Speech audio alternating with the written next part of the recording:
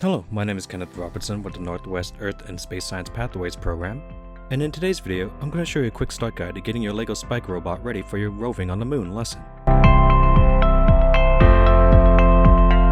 The LEGO Spike robot kit has everything that you need for assembly, such as the Technic bits, the Mindstorm robot, wheels, motors, and gears. A detailed part list is also included on the back of the insert that's inside the box.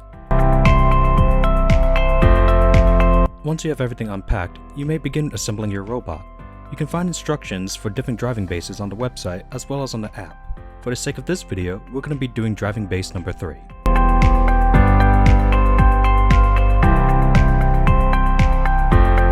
Once you have your robot fully assembled, you can go about downloading the app.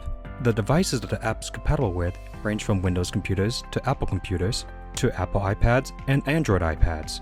It is to be advised that the app is not compatible with any mobile smartphone devices. So in order to control or code your robot, you will either need a computer or a tablet device. In order to download the software, it must be downloaded straight from the LEGO Education website. Once at the website, you will scroll down to the bottom of the page to where you see Resources. This is where you will also see the option to download the software. After this point is where you can choose which Mindstorm that you are working with. For the sake of the kit that you will be getting, we will be working with the LEGO Education Spike Prime.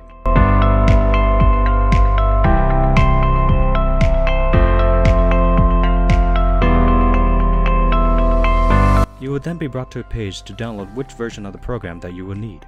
This again can range from a Windows computer to an Android tablet to an Apple tablet and an Apple computer, as well as in addition to a Chromebook.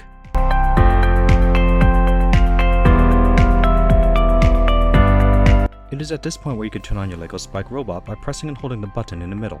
To know whether or not your robot's fully turned on, you'll be greeted with a solid green light at the button, as well as a heart symbol on the screen.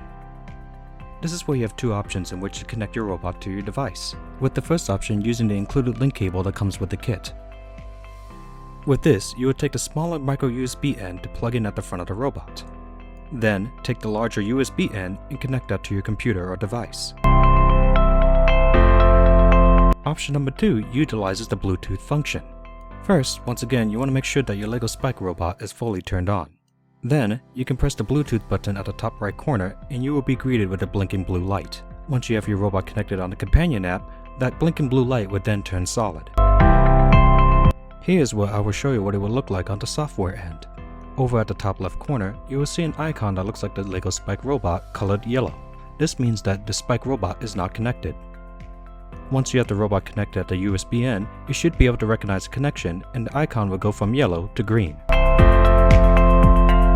By clicking on the icon, you'll be brought up to another menu.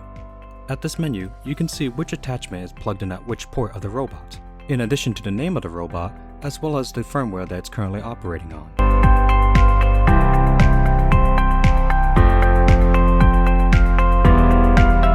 For the Bluetooth option, first start by opening up the program and clicking on the yellow icon at the top left corner. It will then prompt you whether or not your Spike robot is displaying a green light or a white light. Assuming that your robot is running on the current up-to-date firmware, it would be a green light.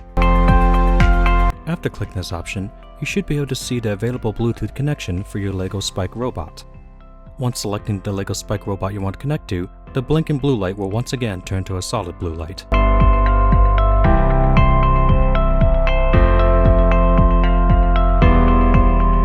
Here is a troubleshooting method in case your Spike robot is not operating correctly or if the Bluetooth connection is not able to be recognized.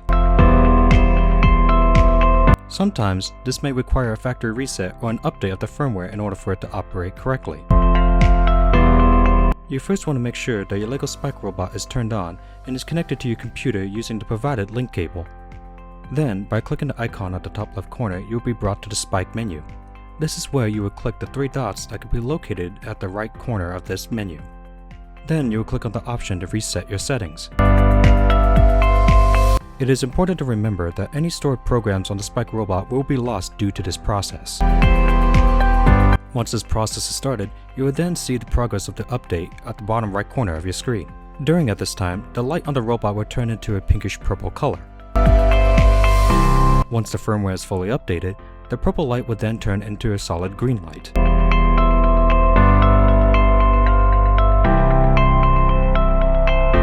After this process, by clicking on the icon at the top left corner, you should be able to see the option to connect to your LEGO Spike robot now. For other videos such as coding and assembly, please follow our page.